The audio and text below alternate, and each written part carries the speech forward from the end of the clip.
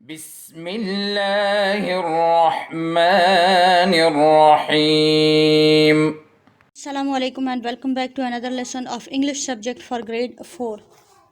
Students, today we are going to study about subjects and objects. आपको phrases and sentences का जो difference जिस दिन मैंने पढ़ाया था और आप उसको दोबारा भी देख सकते हैं, तो उस दिन आपको मैंने बताया था कि sentence में एक verb ज़रूर होता है, ठीक है। वर्ब का जो वर्ब के बगैर एक सेंटेंस कंप्लीट नहीं हो सकता, और ऐसा भी हो सकता है कि कोई एक ही वर्ब कंप्लीट सेंटेंस भी हो सकता है। जैसे कहा जाता है कि रन, भागो, ठीक है। तो वो जस्ट वर्ब है, लेकिन समझ आ जाता है और मतलब पता चल जाता है कि it is a command, run और गो, स्टैंड अप या जो भी है। तो ये सारे वर्ब्स हैं और ये किसी भी सेंटेंस को कंप्लीट करने के लिए इम्पोर्टेंट होते हैं, ठीक है। तो जितने भी सेंटेंसेस होते हैं वो सब्जेक्ट, वर्ब और ऑब्जेक्ट से मिलकर बनते हैं। वर्ब को करने वाला मतलब जो डूअर है उसको सब्जेक्ट कहते हैं, चाहे वो इंसान है चाहे वो जानवर है, ठीक है। तो जैसे कैट ड्रिंक्स मिल्क, ठीक है। तो कैट सब्जेक्ट है, ड्रिंक्स वर्ब है, मिल्क ऑब्जेक्ट है, ठीक है। I teach English, I subject है, टीच वर्ब है, इंग्लिश ऑब्जेक्ट है, ठीक है। तो जो वर्ब है इसको जब आप समझ लेते हैं तो जो उसका डूअर होता है मतलब जो वर्ब को करने वाला है उसको सब्जेक्ट कहते हैं, और जो उस जिस चीज़ पे काम हो रहा है उसको ऑब्जेक्ट कहते हैं, ठीक है। Subjects, verbs and objects. अब अगर आपको मेरी बात की समझ आ गई है तो ये जो सेंटेंसेस दिए हुए हैं इनमें से आप लोगों ने सब्जेक्ट, वर्ब्स और ऑब्जेक्ट को फाइंड आउट करना है। वैसे मेन जो आपका टास्क है वो यही है कि आप इसमें सब्जेक्ट और ऑब्जेक्ट को अंडरलाइन करेंगे, ठीक है। सॉरी, यहाँ हम सिर्फ सब्जेक्ट को अंडरलाइन करेंगे। Now read the question. Do you remember what you learned about subjects and objects? Underline the subjects in the following sentences. आपको बताया था जो डूअर ऑफ एक्शन है, जो एक्शन को करने वाला है, तो वो सब्जेक्ट है। तो उसको फाइंड करना बहुत ईजी है। हाथ में एक स्केल होना चाहिए आपके और एक पेंसिल, ठीक है। I am going to read the first statement which is the girl ran down the road. इसमें सब्जेक्ट कौन है? Very good, the girl. Okay, the girl ran down the road. Who ran down the road? The girl. So the girl is the subject, okay. Girl is the subject of this sentence. Okay, the girl and the boy ran down the road. अब क्या subject है? Girl है या boy है? दोनों है, क्योंकि इन दोनों का सेम एक्शन है और एक्शन है रनिंग, ठीक है। तो क्या ये दोनों आपका एक ही सब्जेक्ट है, ठीक है। The girl and the boy rain down the road. अब इस सेंटेंस से हमें ये पता चला कि वह ज़रूरी नहीं है कि हमारा सब्जेक्ट एक वर्ड का हो। यहाँ पर हमारा ये जो सब्जेक्ट है 5 वर्ड्स का है, the girl and the boy, ठीक है। तो ये टोटल मिला के 5 वर्ड्स बनते हैं जो कि हमारा एक सब्जेक्ट है। The girl and the boy rain down the road. अच्छा, जो नेक्स्ट सेंटेंस है वो है the tall girl and the short boy climb the fence. The tall girl and the short boy climbed the fence.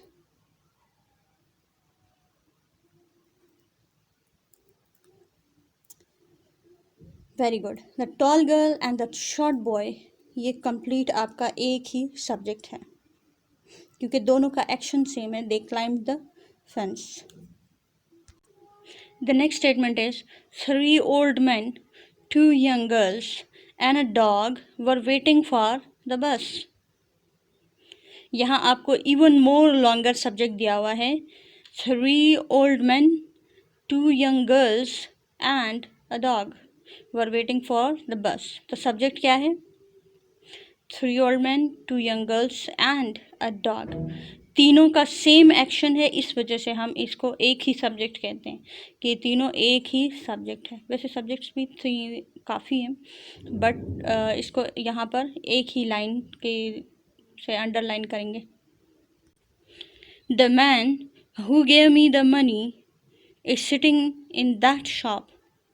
The man who gave me the money is sitting in that shop. अब यहाँ पर noun phrase इन्होंने use की है, the man who gave me a money, तो ये the man who gave me the money, इसको completely subject consider करेंगे हम। Is sitting in that shop, ये इज़ सिटिंग इसका वर्ब है और दैट शॉप ऑब्जेक्ट है, ठीक है। तो यहाँ पर ये चूँकि एक ही सेंटेंस है तो the man who gave me money ये पूरा सब्जेक्ट है। In this part of the exercise, you learned how to identify the subject in a given sentence. आपको ये पता चला कि किसी भी सेंटेंस में सब्जेक्ट को कैसे पहचानते हैं। अब ऑब्जेक्ट को कैसे पहचानना है, ठीक है। वर्ब के बाद जो होता है वो नॉर्मली हमारा ऑब्जेक्ट होता है, लेकिन यहाँ कुछ नया आपको सिखा रहे हैं। यहाँ देख लें, direct and indirect object. Direct and indirect object, अच्छा नॉर्मली जब हम किसी सेंटेंस को पढ़ लेते हैं, जैसे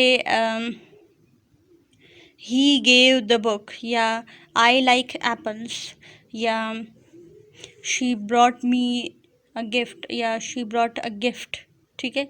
तो यहाँ पर समझ आ जाता है कि ये ऑब्जेक्ट है, शी सब्जेक्ट है, ब्रॉट, ब्रॉट का मतलब है लाई, शी वो लाई, अ गिफ्ट तोहफ़ा, ठीक है, वो एक तोहफ़ा लाई, शी ब्रॉट अ गिफ्ट। तो शी सब्जेक्ट, ब्रॉट वर्ब और गिफ्ट ऑब्जेक्ट।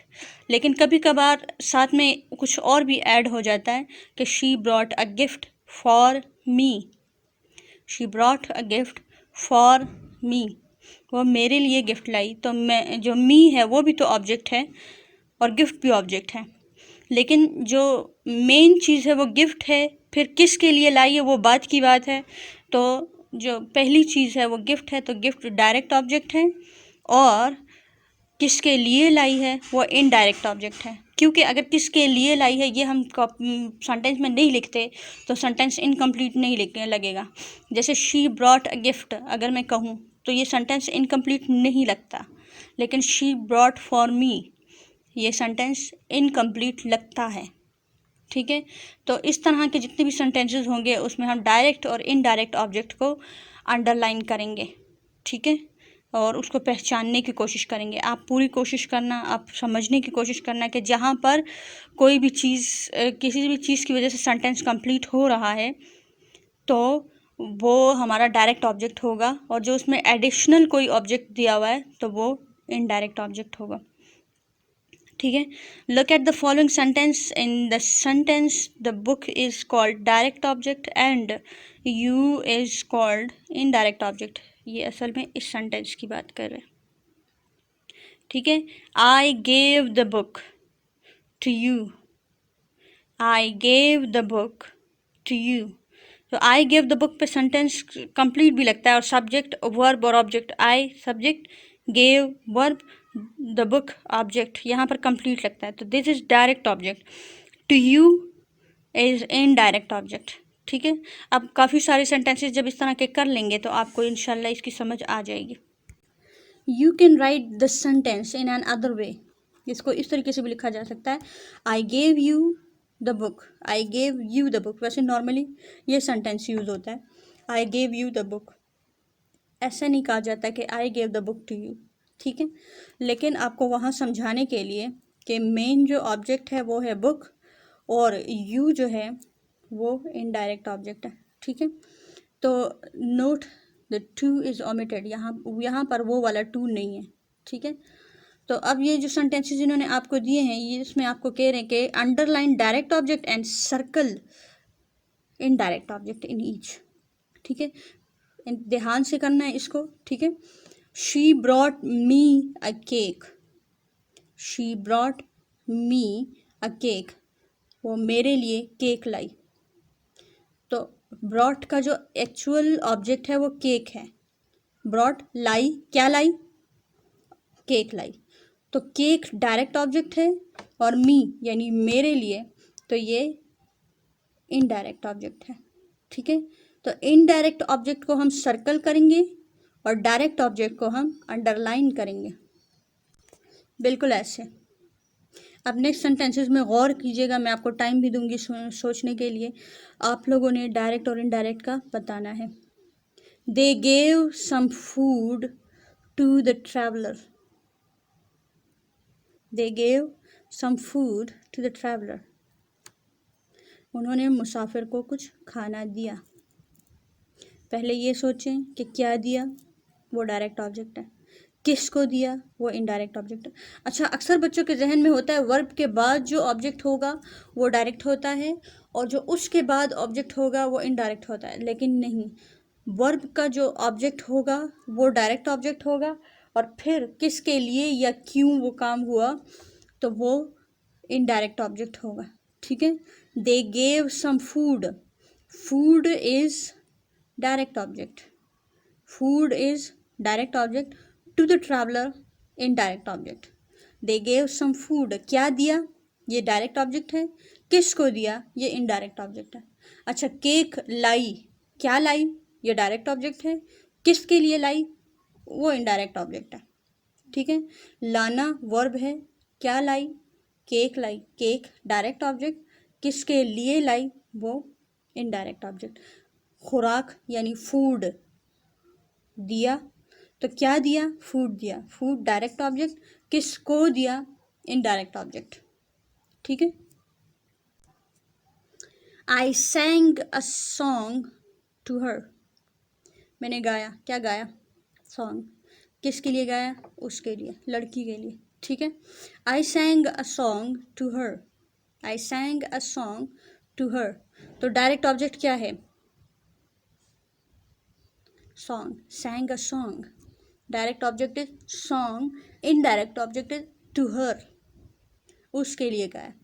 क्या गाया, song, डायरेक्ट ऑब्जेक्ट। किसके लिए गाया, indirect object. Okay, the teacher showed the class a video. The teacher showed the class a video. Teacher ने एक video class को दिखाई। टीचर ने क्या दिखाया, वीडियो। किसको दिखाया, क्लास को। तो क्या दिखाया, डायरेक्ट ऑब्जेक्ट। किसको दिखाया, वो इनडायरेक्ट ऑब्जेक्ट। तो वीडियो डायरेक्ट ऑब्जेक्ट और क्लास इनडायरेक्ट ऑब्जेक्ट। जी, the teacher showed a video to the class.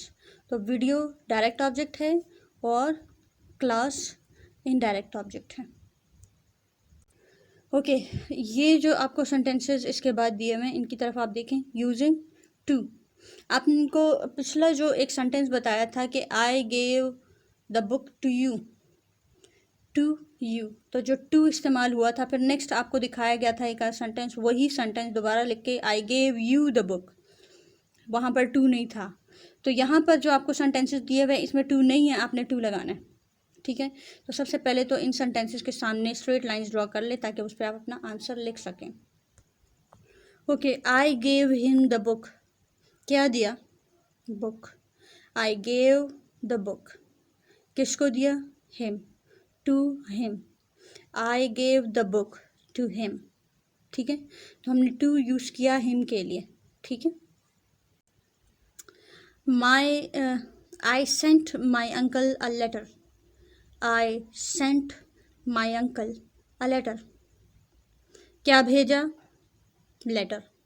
किसको भेजा, अंकल को। I sent a letter. क्या भेजा, लेटर। आई सेंट, मैंने भेजा, a letter to my uncle. किसको भेजा, to my uncle. I lent her my pen. I lent her my pen. मैंने अपना पेन उधार दिया, उधार दिया। I lent my pen. किसको, to her. I lent my pen to her. Lent का मतलब होता है उधार देना, बोरो का मतलब है उधार लेना। बोरो, लेंट एक दूसरे का ऑपोजिट है। I lent my pen to her. I lent my pen to her. The last one is they showed us the lake. They showed us the lake. अच्छा, what did they show us? They showed the lake, किसको दिखाई? To us. They showed the lake to us, they showed the lake to us. Okay, this was all for today. I hope you learned something new here today. आज जो हमने कुछ सिखाया, that was a new concept. Subject और object के बारे में हमने पढ़ा था, लेकिन डायरेक्ट एंड इनडायरेक्ट ऑब्जेक्ट के बारे में हमने नहीं पढ़ा था। और ये एक बहुत इंटरेस्टिंग लेक्चर था आज का, जो कि आई होप कि आपने इससे बहुत कुछ सीखा होगा। So this was all for today. Thanks for your time. अल्लाह हाफिज़। اللهم انفعنا بما علمتنا وعلمنا ما ينفعنا وزدنا علما.